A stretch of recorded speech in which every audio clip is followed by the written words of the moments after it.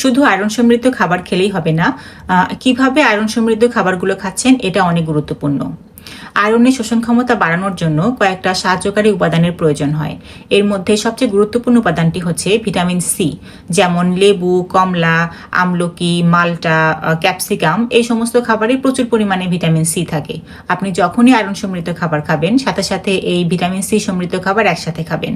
Vitamin C আমাদের অন্ত্রে আয়রনকে এমন এক অবস্থায় নিয়ে যায় যা আমাদের শরীর খুব সহজেই শোষণ করে নিতে পারে এবং শোষণ ক্ষমতা অনেক গুণ বাড়িয়ে দেয়।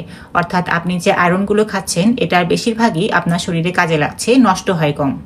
আয়রন সমৃদ্ধ খাবার খাওয়ার 1 ঘন্টা আগে অথবা 1 ঘন্টা পরে কয়েক ধরনের খাবার বর্জন করতে হয়, যেমন চা, কফি, ক্যালসিয়াম সাপ্লিমেন্ট অথবা যেসব খাবারে প্রচুর ক্যালসিয়াম আছে যেমন দুধ জাতীয় খাবার, এই ধরনের খাবারগুলোকে বর্জন করতে হয়। চা এবং কফিতে থাকা ট্যানিনস বা পলিফেনলস এবং ক্যালসিয়াম আয়রনের শোষণ ক্ষমতাকে অনেকটা কমিয়ে দেয়।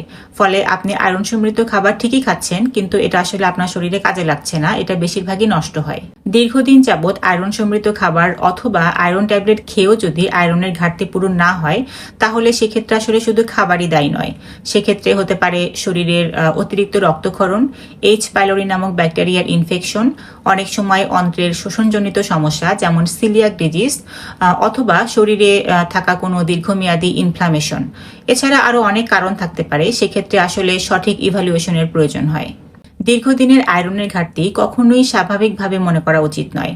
এর সঠিক কারণ নির্ণয় করে যদি চিকিৎসা করা হয়, তাহলে বেশিরভাগ ক্ষেত্রে আয়রনের ঘাটতি সম্পূর্ণরূপে নিয়ন্ত্রণ করা সম্ভব।